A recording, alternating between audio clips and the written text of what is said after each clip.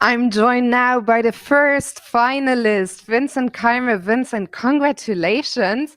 You beat Magnus yesterday. Today you held him to a draw. Before we talk about the game, how do you feel to be into the finals? Yeah, mostly I'm relieved that I managed to survive this very tough game, and also it's for me like personally incredible achievement to beat Magnus in a match. And what happened in the game? I mean, out of the opening, very quickly it felt like as black, you got pretty much everything you could have hoped for. Yeah, I mean, you basically, even if I was in a must-win situation, that position would have been quite nice. I mean, my position was, I think, clearly better. I was up on the clock around 20 minutes. So, yeah, to get myself into that much trouble after that is really not something I'm proud of, but yeah, it happened. How did you manage to control your emotions with so much on the line to let go of the advantage and suddenly be under so much pressure? What was happening inside you? Yeah, I was just trying to focus on the moves because at some moment you can't really afford to think about all these things. Like if the game, even if something goes wrong after the game, you will have more than enough time to think about everything that yeah you missed or could have played or could have done different. But in that moment, you just have to fully focus on playing the best possible moves because I don't think there was a single moment when I felt that my position is hopeless. You are one of the players who always impresses me with how calm and composed you look in general. But today I was sitting kind of behind you and I saw your legs shaking. The entire chair was shaking. Was there, were there a lot of nerves, with the feeling so close towards the end to the final? Yeah, actually, I think even though there was much more at stake than there usually is for me during games, it doesn't really change that much. It's simply that it's a game against Magnus, and I'm very low on time, and the position is very complicated. So that's basically enough to be very nervous, at least for me.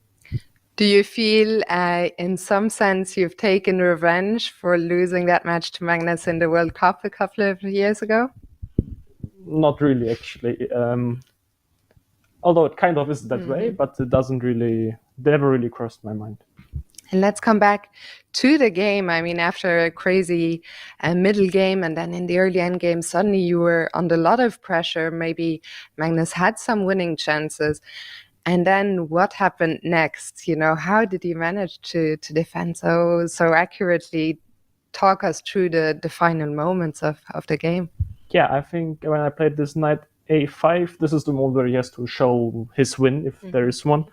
And when he played this bishop by6, I can only imagine that he must have missed b6 because after that, first of all, the position is, I guess, again draw. At least that's what I felt like.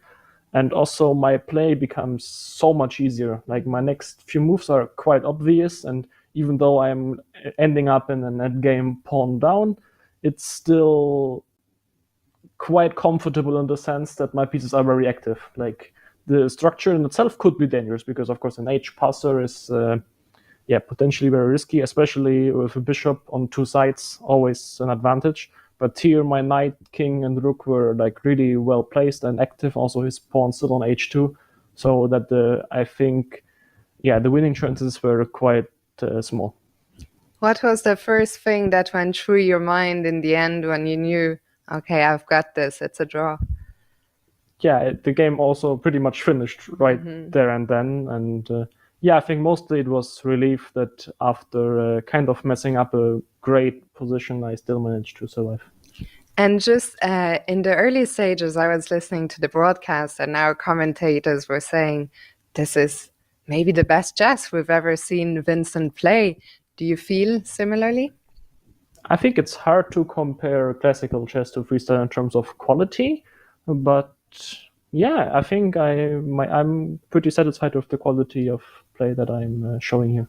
And finally, let's talk about tomorrow, the next couple of days. That's where it will all be decided in the final. Your opponent is currently being determined in a playoff.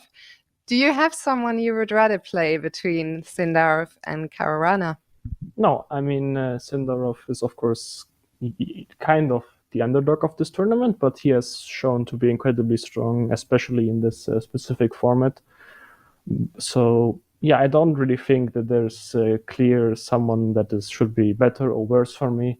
And I'm also not really thinking about that. For now, I will just relax, and yeah, they will have an incredibly tough time fighting each other and deciding who will win this tiebreak. And then I'm just happy to play whoever wins. Sindarov, of course, is very close, just 1 year apart, 1 year younger than you. Do you feel it would be nice that the younger generation sort of is taking down, the old elite top players? I mean, old, I say old, I don't mean, Yeah, I mean, they're not they are really not that old, but old, you know what I but, mean, the established elite. it would have something, but I have to say that I don't really care that much about this. Are you gonna be following the match they are playing Yeah, right I now? think I will. Maybe I'm not sure whether inside, but certainly then on the like chess.com or wherever, I will try to see how the games are going, because of course it's very interesting.